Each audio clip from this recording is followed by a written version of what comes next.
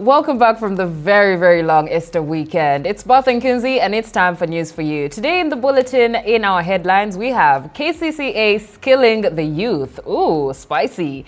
And Kenya's fuel crisis. Also, will Kyankwanzi make a difference? This and so much more in our bulletin today. Keep it locked.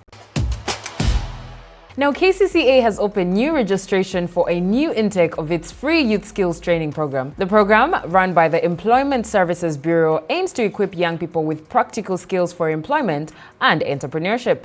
To apply, you need to be able to read and write and provide a letter from your local council, a national ID, and a passport photo. KCCA is encouraging young people in Kampala to take advantage of this opportunity to boost their employability. More updates are going to be coming through as the story continues to unfold. Now, Kenya's energy sector is in crisis after several top officials resigned and were arrested over a 4 billion shillings fuel scandal.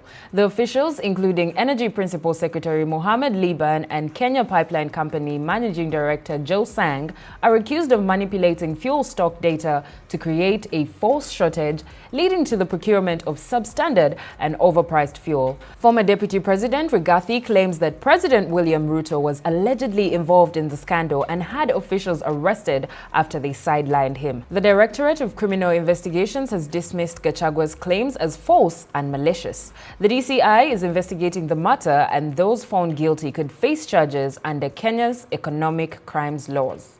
People have really made money in this world.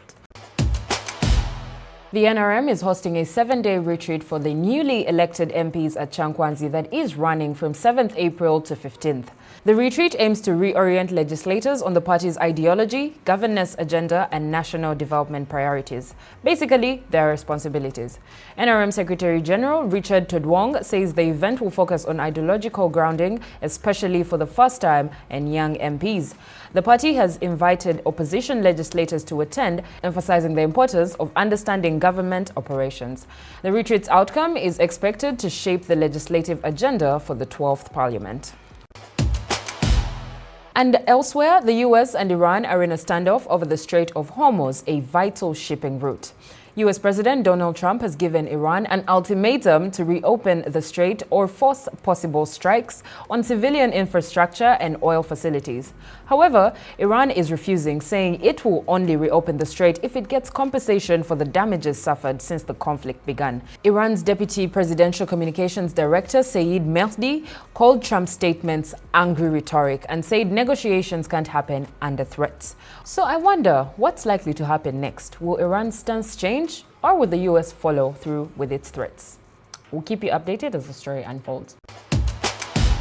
And that's a wrap for today. News for You Bulletin. Keep it locked to NBS Plus.